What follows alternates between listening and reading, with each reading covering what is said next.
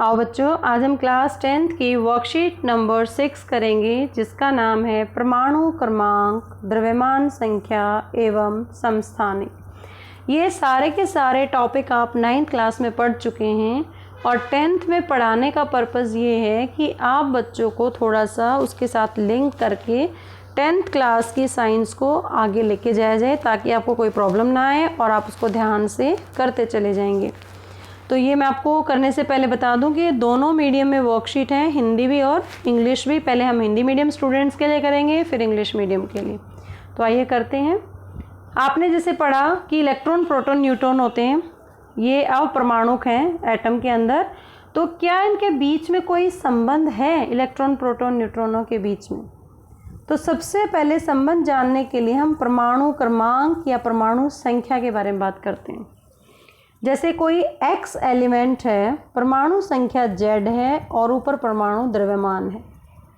तो परमाणु क्रमांक या संख्या क्या बताती है? प्रोटॉनों की कुल संख्या को परमाणु क्रमांक कहते हैं। इलेक्ट्रॉन और प्रोटॉन दोनों बराबर होते हैं, चाहे हम यहाँ पे कहें प्रोटॉनों की संख्या या ये भी कह सकते हैं इलेक्ट्रॉनों की कुल संख्या।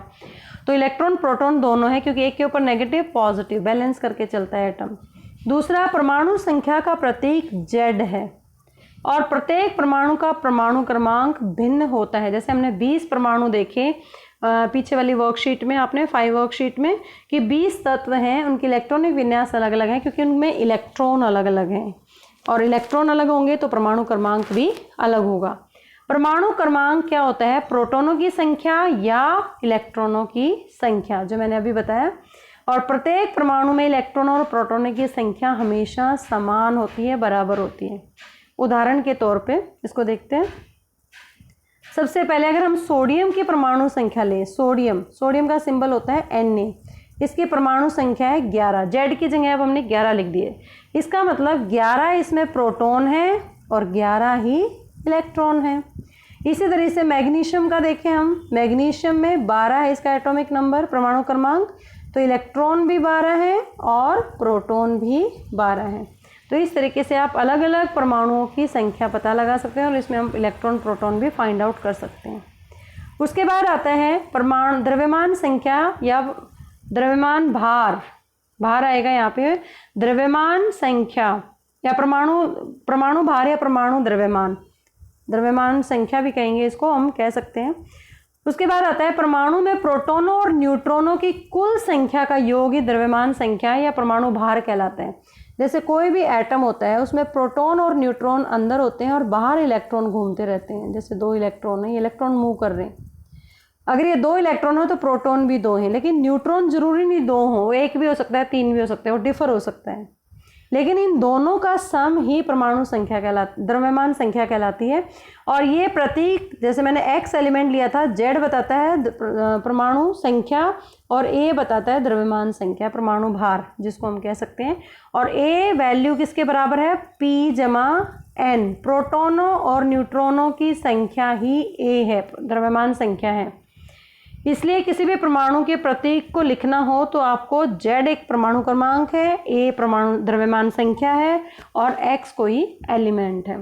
अगर हम इसको एग्जाम्पल लें सबसे पहले, तो इसको कैसे रिप्रेजेंट करेंगे? माना कि सोडियम एटम है मेरे पास। सोडियम का जो परमाणु द्रव्यमान होता है वो 11 है और परमाणु द्रव्यमान संख्या जो होती है वो 23 है। इसका मतलब इसमें प्रोटॉन और इलेक्ट्रॉन तो 11 हैं। अब मुझे न्यूट्रॉन निकालने, तो कैसे निकालेंगे? जो द्रव्यमान संख्या है उसमें से ये घटा दो आप परमाणु संख्या, तो आपके नंबर ऑफ इलेक्ट्रॉन आ जाएंगे। और जब आप प्रोटॉन और न्यूट्रॉन को जोड़ेंगे तो वही चीज़ सेम आ जाएगी, 11 जमा 12 23। तो इससे वेरीफाई हो जाता है कि परमाणु संख्या क्या है, द्रव्यमान संख्या क्या है, और उसको आप इलेक्ट्रॉन, प्रोटॉन, न्यूट्रॉनों को कैसे उससे फाइंड आउट कर सकते हैं। अब इसमें आपके प्रश्न दे रखे हैं इस वर्कशीट के आधार पे। प्रश्न आपको नोटबुक में करने हैं, रिक्त स्थान भरना है। इसमें सभी के अंदर एक स्थान है, इसको अच्छे से पढ़ें, सुने और बाद में क्वेश्चंस करें। अब है time for the English medium students and today's worksheet is worksheet number 6 and the topic is atomic number, mass number and isotopes.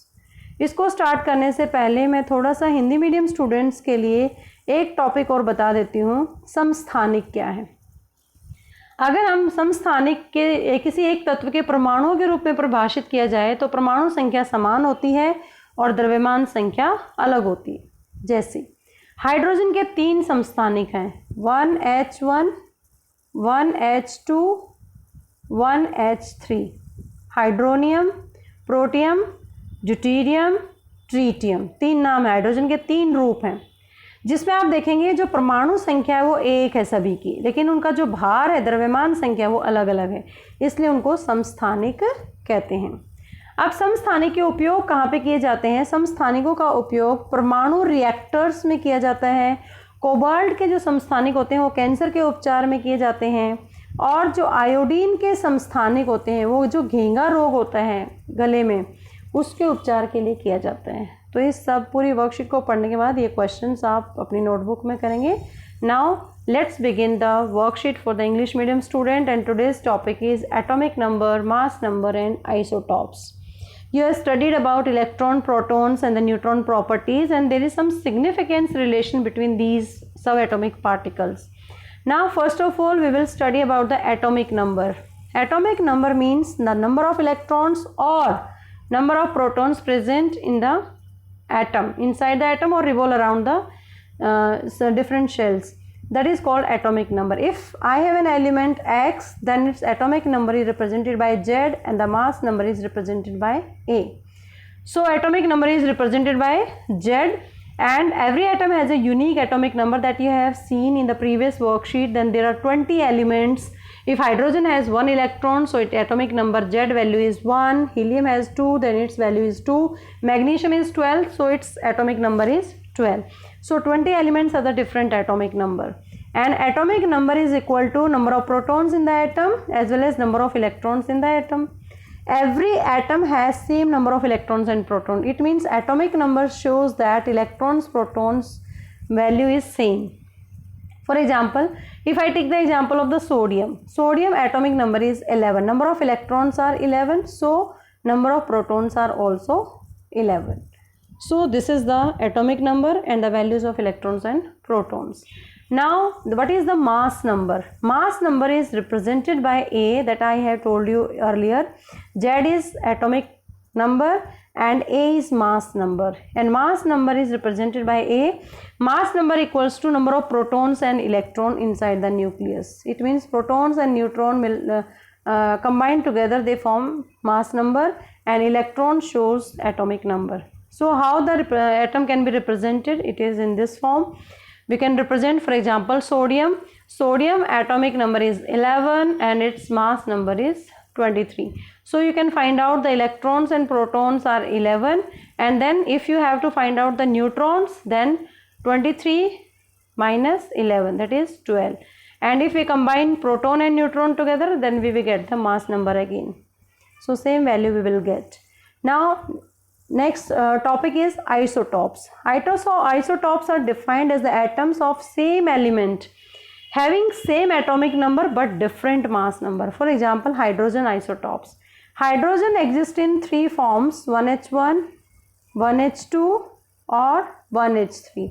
This is protium, this is deuterium, and this is tritium. If you see, all 3 have the same atomic number 1 each, but mass number is different.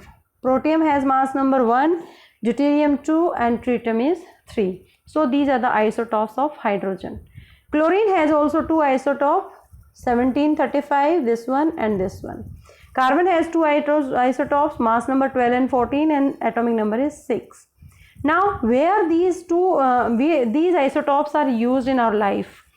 First of all, isotopes of uraniums are used as a fuel in the nuclear reactors, and isotopes of cobalt is used in the treatment of cancer, as well as isotopes of iodine is used in the treatment of goiter, which is due to the absence of iodine in the body.